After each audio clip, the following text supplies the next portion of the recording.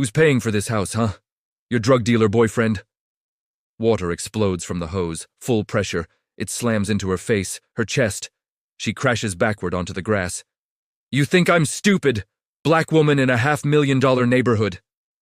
He steps closer, sprays harder. You're either a maid or a thief. Which one? Please, officer, I own this home. Her voice cracks. Water chokes her words. Own it, you! He laughs, cold and vicious. Maybe I should call immigration, check if you're even legal. Wednesday morning arrived quietly, the way wealthy neighborhoods always did. Too quiet, almost rehearsed. The sun crept over Maple Ridge Drive, spilling light across trimmed hedges and freshly painted porches. Lawns were edged with surgical precision, not a leaf out of place, not a sound out of rhythm. At number 2847 stood a pale yellow two-story house with white trim, its rose bushes blooming like they'd been trained for admiration. This was not a rented place, not a borrowed place. This was a home built with years of sacrifice. Dr. Simone Laurent stood barefoot on her front lawn, a simple cotton blouse clinging to her shoulders as she adjusted the nozzle on her garden hose. The scent of damp earth and roses filled the air. Gardening was her quiet ritual, 10 minutes of peace before the world demanded its share of her attention. Inside, classical music drifted faintly through an open window. A briefcase rested near the door. Court papers inside, important ones.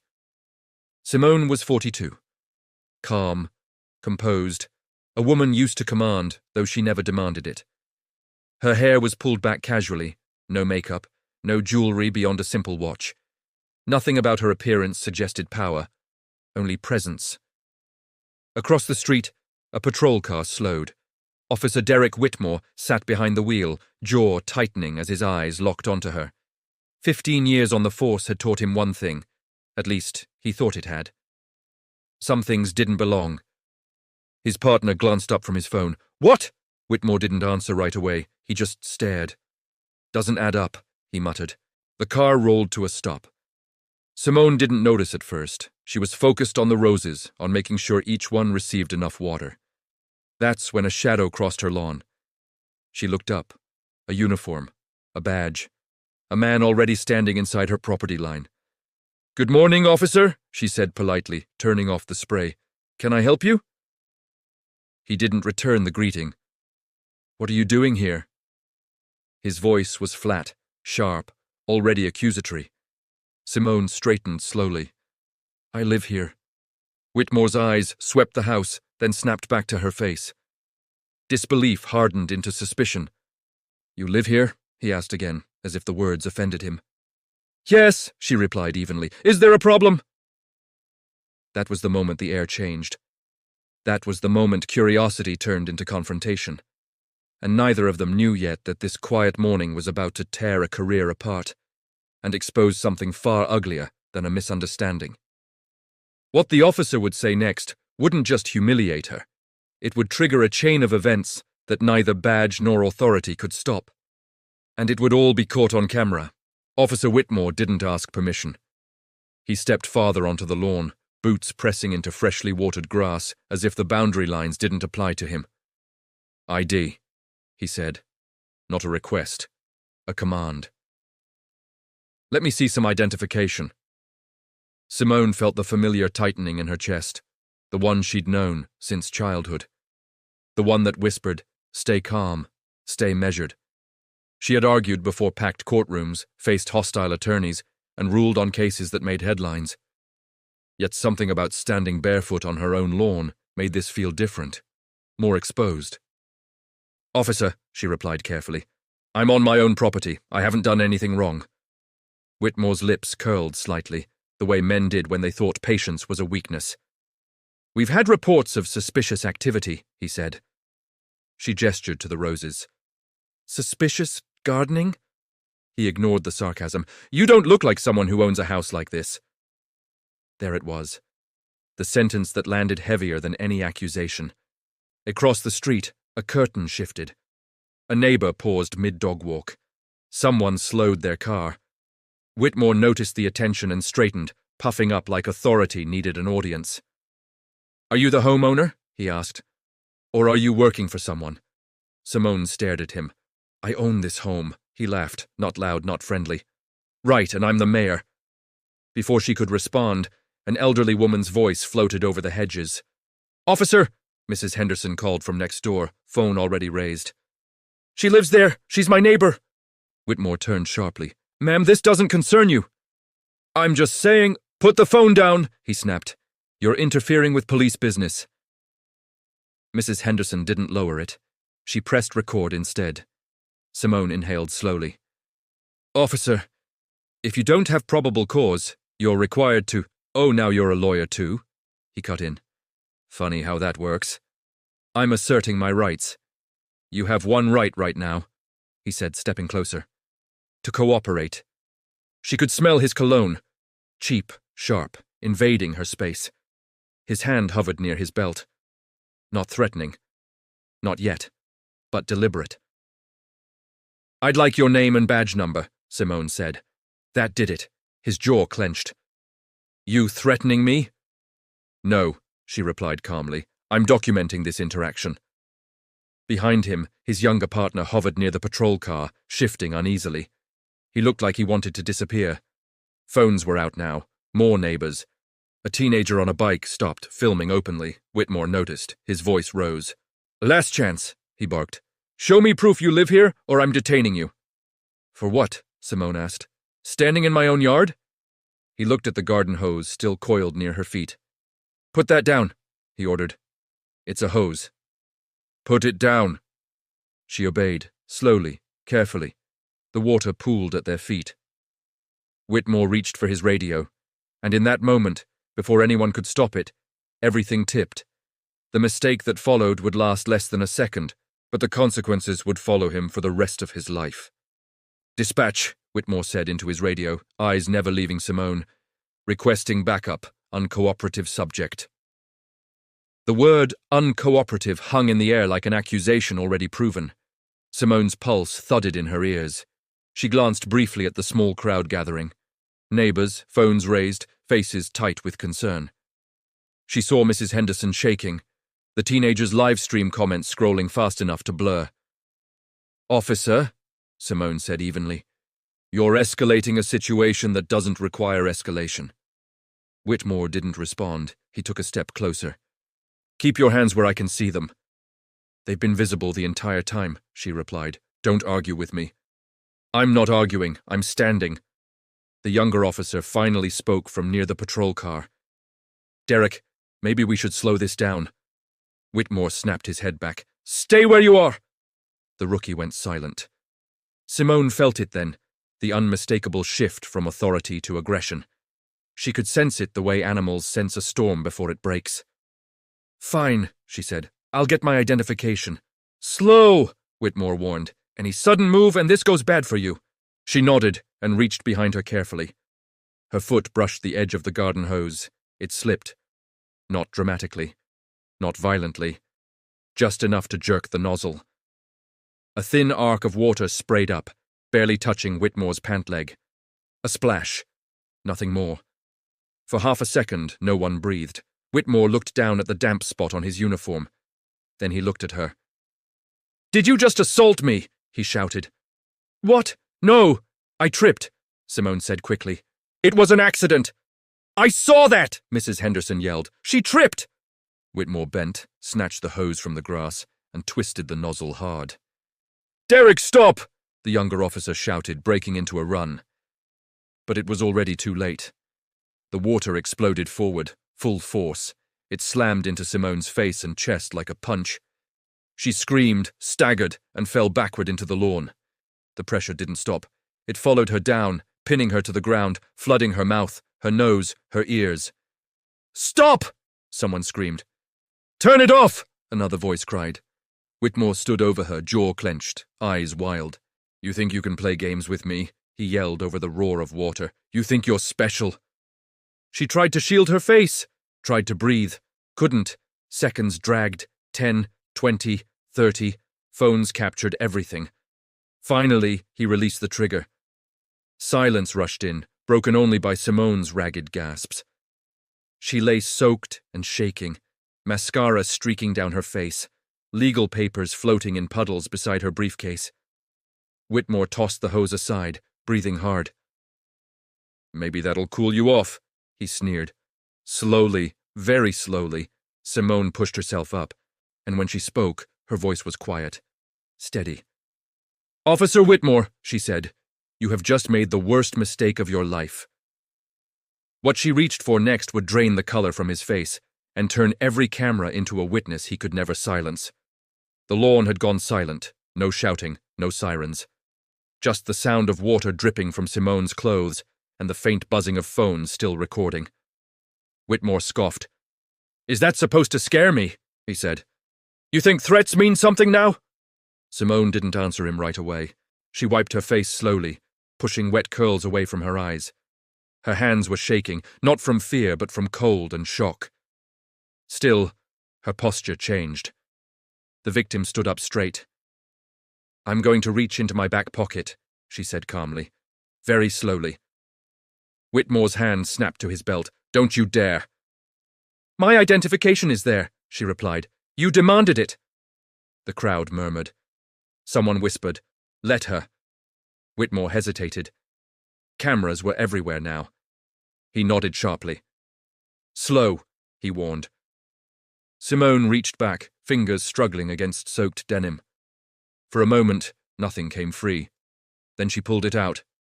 A metal badge holder. Water dripped from it as she opened it carefully, holding it high enough for him, and every phone to see. A gold seal caught the sunlight, her photo, official lettering, the words, "United States Courts" unmistakable even from a distance. "I'm Dr. Simone Laurent," she said evenly. "Federal Judge, United States Court of Appeals." For one long, brutal second, Whitmore didn't react. Then the color drained from his face.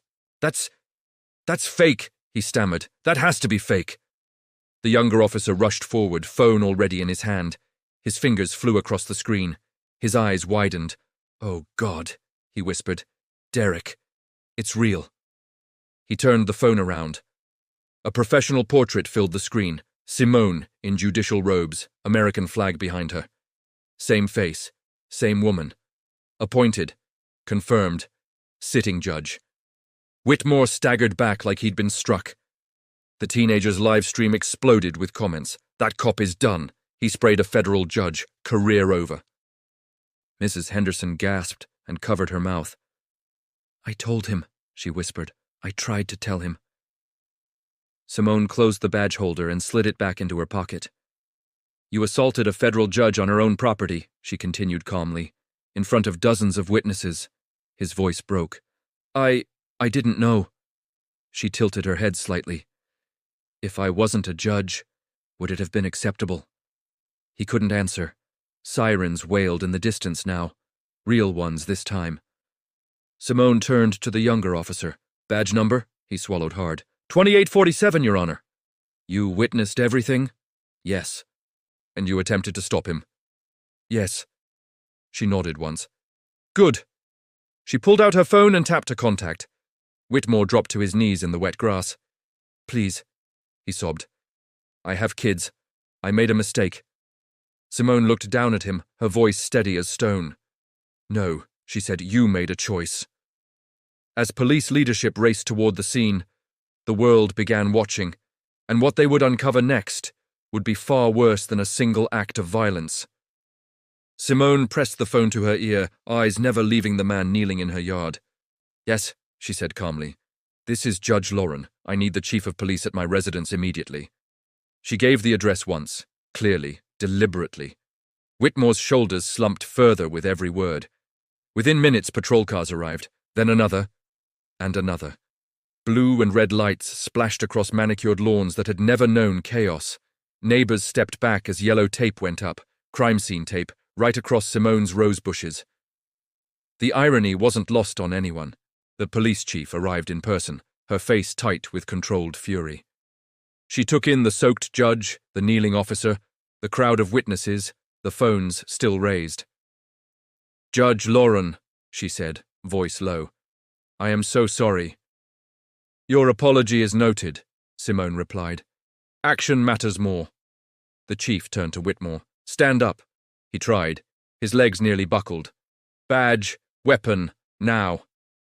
His partner removed them carefully, almost reverently, and placed them into an evidence bag. 15 years of service sealed, shut in plastic. You are suspended immediately, the chief said. Internal Affairs is en route. Whitmore's voice cracked. Please, I didn't know who she was.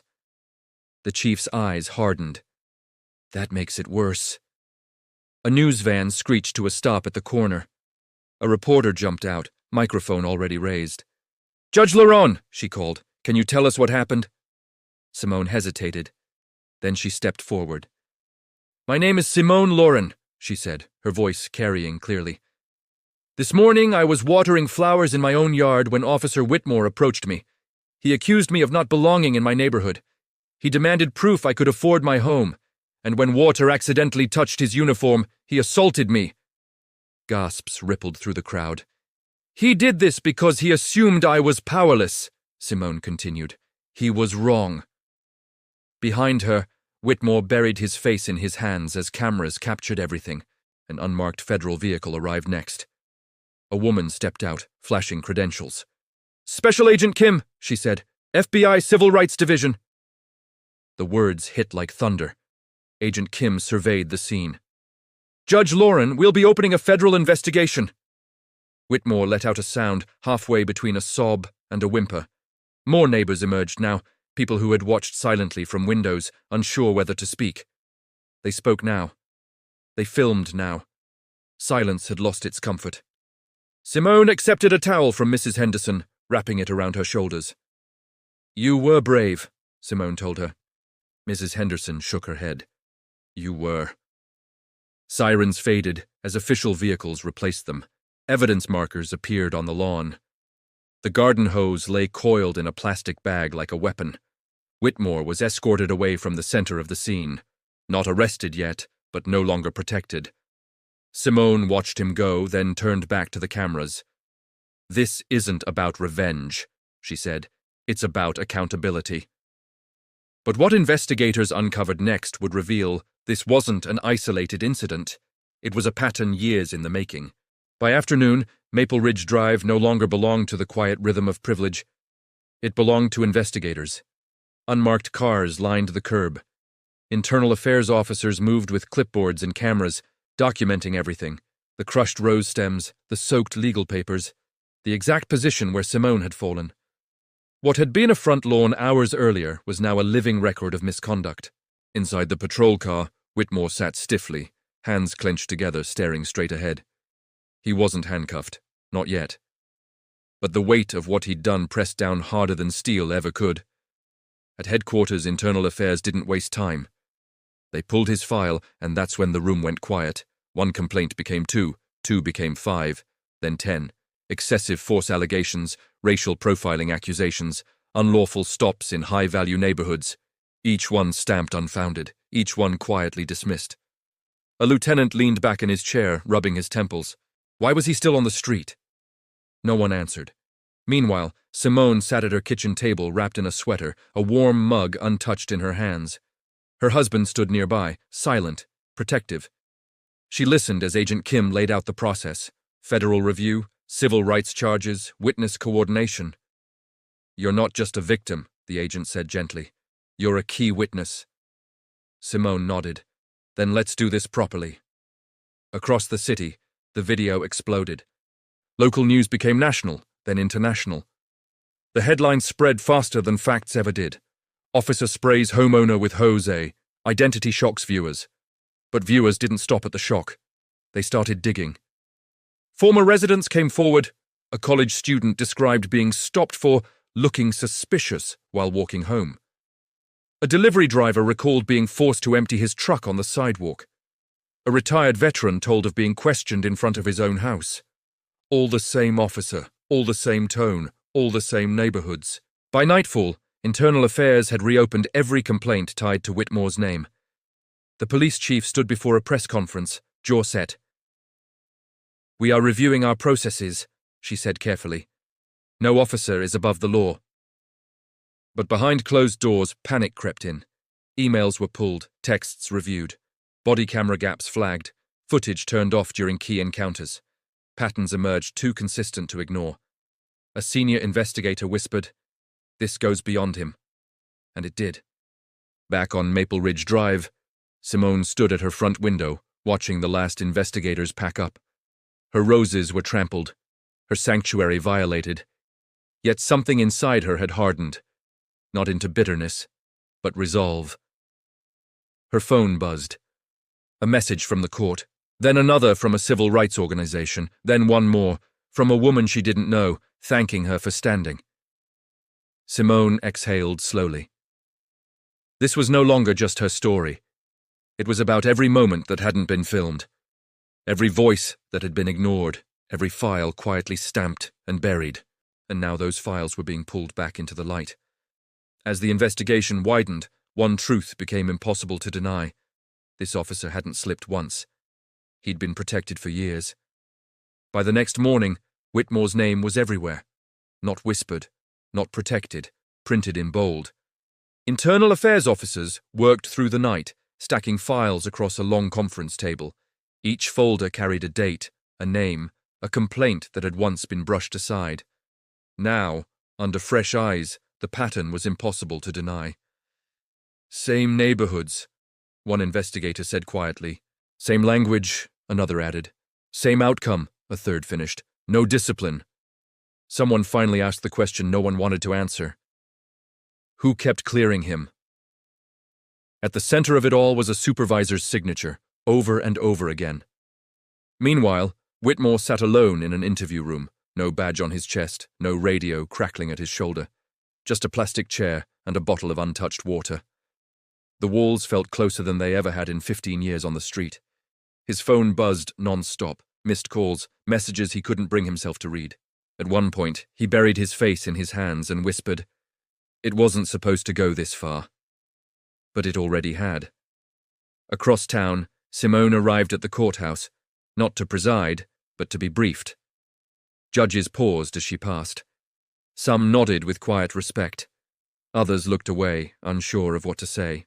In a private chamber, she listened as attorneys laid out the scope of the fallout. "Federal charges are likely," one said.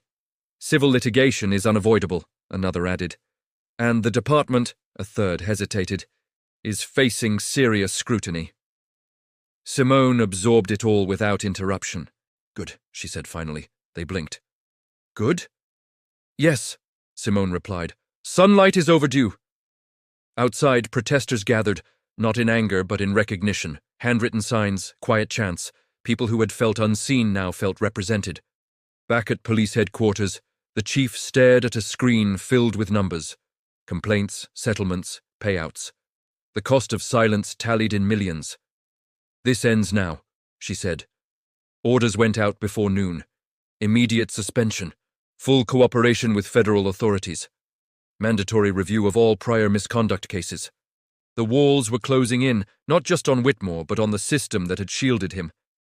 That afternoon, a prosecutor reviewed the footage frame by frame. The moment the water hit Simone, the length of time it continued, the crowd screaming for it to stop. He leaned back and exhaled. "This wasn't a mistake," he said. "This was abuse, and abuse had consequences." As night fell, Simone returned home. The lawn had been repaired, but the memory hadn't. She stood quietly by the roses, touching a bent stem, then straightening it carefully. Her phone buzzed again. A single message from an unknown number. "Thank you for not staying silent." She looked up at the darkened street, knowing silence was no longer an option for anyone. The charges were coming, but what happened in the courtroom would shock even those who thought they'd seen everything. The courthouse buzzed in a way Simone hadn't felt in years, not with the quiet tension of arguments and rulings, but with anticipation. Reporters lined the steps, cameras pointed upward, waiting. Inside, lawyers moved briskly, voices low but urgent. This wasn't just another case. This was the case. Whitmore was brought in through a side entrance, flanked by counsel, no uniform, no badge. Just a grey suit that didn't quite fit anymore. His eyes darted nervously, searching for something. Sympathy, perhaps, or invisibility. He found neither. In the courtroom, the prosecutor laid it out plainly. "The evidence will show a clear abuse of authority," she said. "A pattern of behavior protected by silence and paperwork." Video played. The water, the fall, the screams. Whitmore stared at the table. Witnesses followed. Neighbors, the teenager who filmed, Mrs. Henderson, hands shaking but voice steady. Each testimony layered weight upon weight. When Simone took the stand, the room went still. She didn't dramatize. She didn't embellish. She spoke the truth. "I wasn't afraid because he had a hose," she said quietly. "I was afraid because he had power and believed he could use it without consequence." The defense tried to frame it as stress, a misunderstanding, a moment gone wrong. Simone met their gaze calmly. "Moments don't last nearly a minute," she replied. The judge called a recess. Outside, the public waited, not cheering, not shouting, just watching, finally seeing the system examine itself. Back in the holding room, Whitmore's lawyer leaned close. "They're offering a plea." Whitmore swallowed. "What kind?" "The kind that admits guilt." His hands trembled. He thought of his career, his family. The morning he'd stepped out of the patrol car convinced he was in control. He wasn't. The courtroom reconvened, and when the judge spoke, every word landed heavy. "We are not here to debate discomfort," she said. "We are here to address conduct." The plea was accepted. Whitmore exhaled sharply, as if realizing too late that accountability was heavier than denial. Simone watched from her seat, hands folded. This wasn't the end. It was the turning point. The sentence would make headlines, but the reforms that followed would change lives far beyond this courtroom. The sentencing hearing took place 2 weeks later, and by then, the nation was watching. Courtroom seats filled early. Media vans lined the street before sunrise. People who had never followed a court case before now knew the names, the footage, the questions being asked. Whitmore stood when instructed, shoulders slumped, eyes fixed on the floor. The judge spoke carefully, deliberately. "This court recognizes the gravity of abusing public trust," she said, "especially when that abuse is carried out under the authority of a badge." The prosecutor detailed the consequences: loss of position, criminal penalties, permanent removal from law enforcement. No dramatic language, just facts. Then Simone was invited to speak. She approached the podium slowly. The room leaned forward. "What happened to me that morning," she said, "was not unique. What was unique was that it was recorded and believed." She paused. "I didn't ask for special treatment. I asked for equal treatment, and I intend to use this moment to ensure others receive it too." The sentence was handed down. It was firm, public, unavoidable. Whitmore closed his eyes. Outside, reactions rippled through the crowd. Not celebration, not anger, but something quieter. Relief. Validation. That afternoon, the police chief announced sweeping changes. Independent review boards, mandatory body cameras, early warning systems for repeat complaints. "These reforms are not optional," she said. "They are necessary." For the first time in years, skepticism softened, just slightly. Back at home, Simone received letters, emails, messages from strangers, some angry, many grateful, all evidence that the story had moved beyond her. She returned to her garden in the evenings, tending carefully. Growth takes time, she reminded herself. So does trust. One rose bush bloomed brighter than the rest. She smiled faintly. Change, it seemed, had finally taken root. But just when it seemed the story was complete, one final revelation surfaced, proving how close justice had come to being buried. The revelation came quietly. No press conference, no flashing lights. Just a sealed envelope delivered to the federal prosecutor's office 3 days after sentencing. Inside were documents no one had expected to see. An internal memo, years old, signed, approved. It detailed concerns about Officer Whitmore, specific, documented, undeniable. Recommendations for retraining, temporary removal from patrol, psychological evaluation. None of it had been done. The memo had been buried. Investigators traced it back through layers of administration. Each step revealed the same truth. Someone had chosen convenience over accountability, again and again. When the contents were disclosed, Shock gave way to anger. A grand jury was convened, not for Whitmore this time, but for those who had protected him. Subpoenas followed. Retirements were announced suddenly, resignations quietly submitted. The system, long resistant to change, was now under its own microscope. Simone was informed during a late afternoon call. "They knew," Agent Kim said softly. "They knew all along." Simone closed her eyes briefly. "That's what I was afraid of," she replied. The news broke the next morning. Whistleblower documents reveal years of ignored warnings. The reaction was immediate. Lawmakers called for hearings. Advocacy groups demanded transparency. Departments across the country scrambled to review their own records. The story had outgrown its origin. At a town hall meeting days later, Simone stood not as a judge, but as a citizen. "This isn't about one officer," she said. "It's about what we allow to continue when we choose silence." Applause filled the room, not loud, but steady. Change doesn't always arrive with a shout. Sometimes it comes with persistence. As Simone left the hall, a young woman approached her, eyes shining. "I'm applying to law school," she said, "because of you." Simone smiled gently. "Then make it better than we did." That night, she returned home and sat on her porch, watching the neighborhood settle back into calm.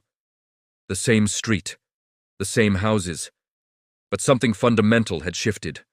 Justice hadn't just been served, it had been seen. And just when the country thought the case was over, a final decision would ensure it could never happen again. The final decision came from a place few people expected. Not the courthouse, but the legislature. A bill that had stalled for years was suddenly fast-tracked. Its language was direct, its intent unmistakable. Mandatory federal reporting of repeated misconduct complaints. Independent oversight for departments receiving public funds. Automatic review triggers when patterns emerged. No discretion, no quiet dismissals. Lawmakers referenced the case openly, not as spectacle, but as warning. "This is what happens," one senator said, "when power goes unchecked." The bill passed with bipartisan support. For once, politics took a back seat to public trust. When Simone was informed, she didn't celebrate. She reflected. "This law won't stop every injustice," she told Agent Kim, "but it removes the excuse of ignorance." Across the country, police departments adjusted policies. Training manuals were rewritten. Supervisors reviewed files that had gathered dust for years. Some didn't like it. Others welcomed the clarity. Accountability, it turned out, worked best when it was unavoidable. Whitmore watched the news from his living room, the volume low. His name wasn't mentioned anymore, but the consequences of his actions echoed everywhere. The career he once thought untouchable had become a case study, not in how to serve, but in what happens when you don't. Meanwhile, Simone returned fully to the bench. Her first opinion after the case was published quietly, but legal scholars noticed. It emphasized transparency, due process, equal protection, not as theory, but as lived responsibility. Students cited it, attorneys quoted it. It carried weight because it came from experience. One afternoon, Simone received a handwritten letter forwarded from the courthouse mailroom. No return address. "Because of what you endured, my complaint was finally taken seriously. Thank you." She folded the letter carefully and placed it in her desk drawer. Not as a reminder of pain, but as proof of purpose. That evening, Simone walked her block again. Neighbors waved, some nodded with new understanding. The streetlights flickered on, one by one. The neighborhood hadn't changed, the rules had, but the story wasn't finished yet, because the final chapter would reveal what true justice looks like after the cameras leave. Months passed. Not in headlines, not in breaking news alerts, but in quieter, more meaningful ways. On Maple Ridge Drive, life resumed its familiar rhythm. Lawns were trimmed, packages appeared on porches, children rode bikes in the evenings. To an outsider, nothing seemed different. But beneath the calm, something had shifted. Simone noticed it in small moments. A patrol car slowed at the corner and then moved on. No sudden stops, no questioning glances. Officers greeted residents with nods instead of suspicion. Body cameras were visible now, always on, red lights blinking like silent promises. Accountability had become routine. At the courthouse, Simone presided over cases with the same steady hand she always had. But attorneys listened more closely now, not because of fear, because of respect. Her rulings carried an added gravity, shaped by lived truth. One afternoon, a young public defender stood after a hearing and said quietly, "Thank you for reminding this court who the law is for." Simone inclined her head. That was enough. Across the country, departments released annual transparency reports for the first time. Numbers were published. Patterns addressed early. Complaints no longer vanished into filing cabinets. The system wasn't perfect, but it was awake. On the anniversary of the incident, Simone returned to her garden. The roses had fully recovered. New blooms stood where trampled stems once lay. She knelt, brushing soil from her hands, breathing in the scent of growth. Mrs. Henderson walked over from next door, carrying 2 cups of tea. "I thought today might be heavy," she said gently. Simone accepted the cup. "It's reflective," she replied. "Not heavy." They sat together in silence for a moment. "You know," Mrs. Henderson said, "I used to think keeping my head down was safer." Simone looked at her. "And now?" "Now I think speaking up is." Simone smiled. That evening, she received one final update from Agent Kim. The Oversight Board had completed its first nationwide review. Hundreds of cases reopened, dozens of officers retrained, suspended, or removed before harm could occur. Prevention, the truest form of justice. Simone closed her laptop and stepped onto her porch as the sun dipped low. The same street, the same house, but no longer the same assumptions. She hadn't pulled out power to dominate. She had revealed it to protect. And in doing so, she had reminded the world of something simple, but often forgotten. Justice isn't loud, it's consistent. Yet one final moment, small, private, and unexpected, would bring the entire journey full circle. The moment came without warning. No cameras, no reporters, no audience waiting to react. It happened on an ordinary morning, months after the world had moved on. Simone was leaving the courthouse early, briefcase in hand, when she noticed a man standing near the security desk. He hesitated when he saw her, then stepped forward. He wasn't wearing a uniform, just a plain jacket, worn at the cuffs. His hair was grayer than it had been in the footage, his posture smaller. "Judge Lauren," he said quietly. "May I have a moment?" Security stiffened. Simone lifted a hand. "Yes," she said. "One moment." The man swallowed. "I'm not here to defend anything," he said quickly. "I'm here to say I saw myself in that officer, and it scared me." Simone studied him carefully. "I was a supervisor," he continued. "Different city, different department. But when complaints came in, I told myself they were exaggerations, that handling it quietly was better for everyone." He shook his head. "I was wrong." He reached into his pocket and pulled out a folded paper.